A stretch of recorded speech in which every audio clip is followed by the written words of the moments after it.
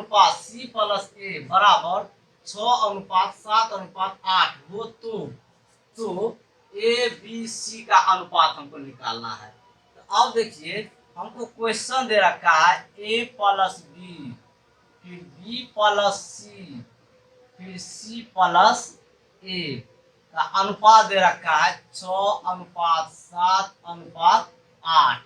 तब हम देखिए क्या करते हैं, तो हम ये सोचे कि अगर a प्लस बी प्लस सी अगर निकल जाता तो ए बी सी में से अगर हम ए बी घटाते तो सी निकल जाता, B C A B C में से बी सी घटाते तो ए निकल जाएगा, ए बी सी में से सी ए घटाएंगे तो बी निकल जाएगा। तो अब देखिए हम ए बी और सी कैसे निकालेंगे, तो इसको क्या किए, इसको जोड़ दिए, इसको जोड़ दिए तो इसके मान को भी जोड़ दिए। तो अब देखिए ए प्लस बी जोड़ दीजिए बी प्लस सी, बी प्लस सी और सी प्लस ए, सी प्लस ए जोड़ दिए तो इसका मान कितना हो गया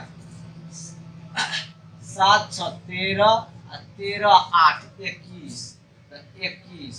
अब देखिए यहाँ पर तो ए को जोड़ेंगे तो 2a plus 2b plus 2c बराबर 21।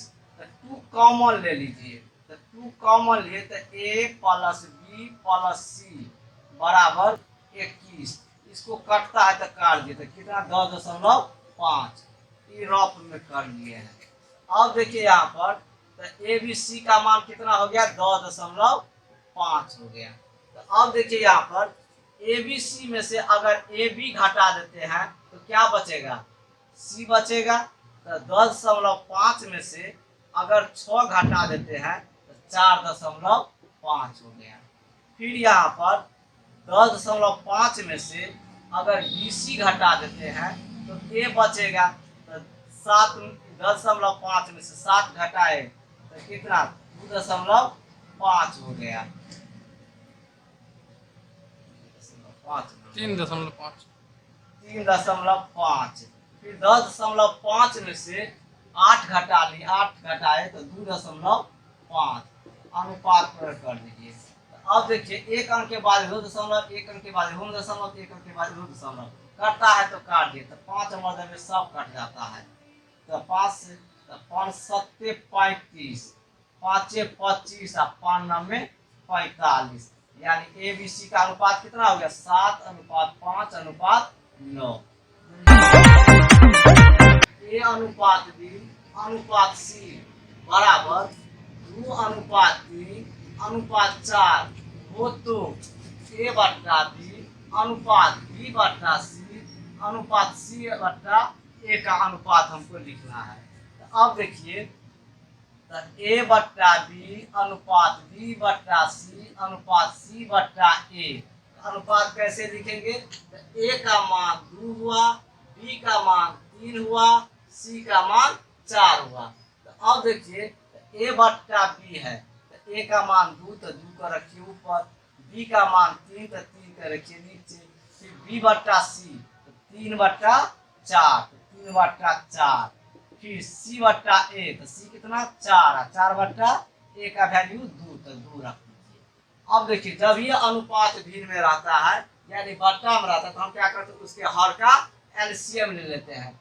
उसके हर का एलसीएम तो 3 4 और 2 का एलसीएम कितना हो गया 12।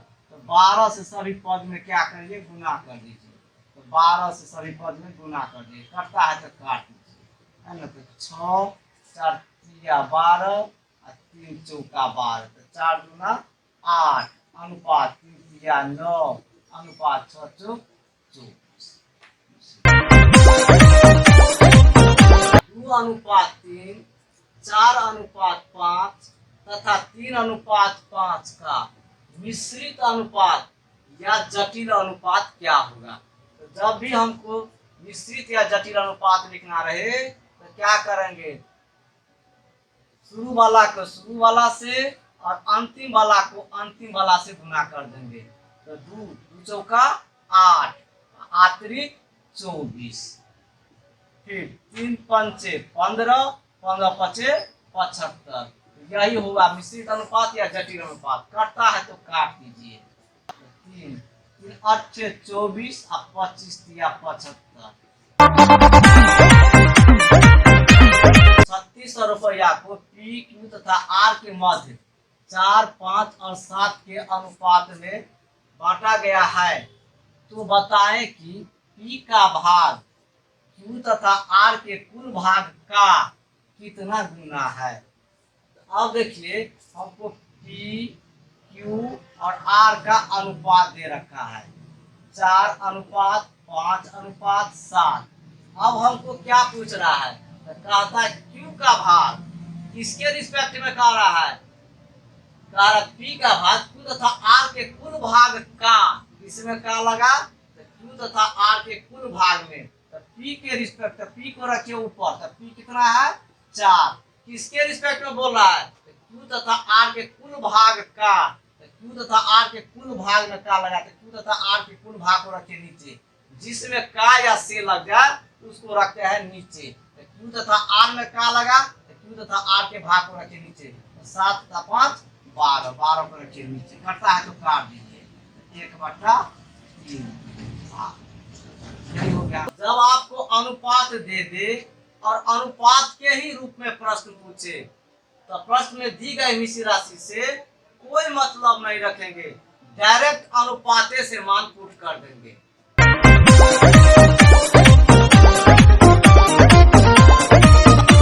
संख्याएं 3, 4, 5 के अनुपात में है तथा इनके वर्गों का योग 2800 है। तो इनमें सबसे बड़ी संख्या क्या है। तो अब देखिए यहाँ पर अनुपात दे दिया तीनों संख्या का, पहली संख्या, दूसरी संख्या और तीसरी संख्या, 4 अनुपात 3 अनुपात 4 अनुपात 5, 3 अनुपात 4 अनुपात 5। इनके वर्गों का योग दिया, निश्चित राशि में क्या दिया है, इनके वर्गों का योग। अनुपात में भी उसका तुलना हम वर्गों के योग से ही करेंगे। तो 3 का वर्ग करेंगे तो कितना हो जाएगा 9, 4 का वर्ग करेंगे कितना हो जाएगा 16, 5 का वर्ग करेंगे कितना हो जाएगा 25। इसके वर्गों का योग यहाँ पर कितना हो जाएगा बराबर 50। और निश्चित राशि में इसके वर्गों का योग कितना दिया 28,800। यहाँ पर अनुपात में क्या है 50। तो निश्चित राशि का तुलना अनुपात के उसी पद से, और जो पद ज्ञात करना उससे गुना करेंगे। तो क्या निकालना है बड़ी संख्या, तो बड़ी संख्या कितना है 5, तो 5 से गुना कर दिए। अब देखिए ये 5 जो है सिंगल फॉर्म में है, लेकिन ये जो वर्ग है ये तो स्क्वायर के फॉर्म में है, हमको निकालना है सिंगल फॉर्म में। इसे स्क्वायर के फॉर्म को सिंगल फॉर्म में करने के लिए क्या करते हैं, इस पर रूट चढ़ा देते हैं। तो करता है तो काटिए 0 0, 576 मर देंगे 576, और 576 का वर्गमूल कितना हो गया 24, और 24 गुने 5 तो बराबर कितना 120, 120।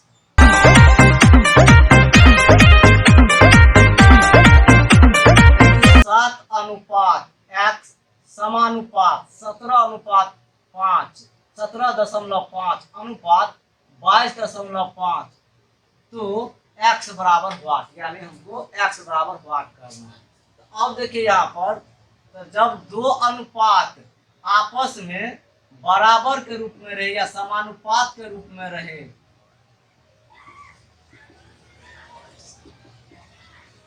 जब दो अनुपात आपस में बराबर के रूप में हो या समानुपात के रूप में हो, तो क्या करते हैं नजदीक का गुना नजदीक से, दूर का गुना दूर से।